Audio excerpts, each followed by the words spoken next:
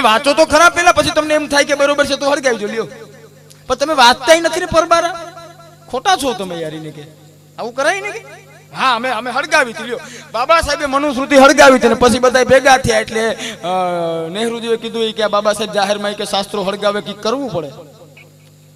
તો સરદાર પટેલે કીધું બરોબર છે કરવું જોઈએ, પણ ધ્યાન રાખજો કે એ ખાલી પછાતનો નેતા જ નથી, એ બેરિસ્ટર એ છે, પછી કેસ કરશે અને પછી જીતશે એટલે પછી ઘણું હળગાવશે, પછી શું કરશે, પછી કઈ લાઈન લેવી ભાઈ, પાઇપલાઈન પેલા દઈ દીધી હોત ને એને તો આદિ ન જોવો પડે, પછી શું કરશો?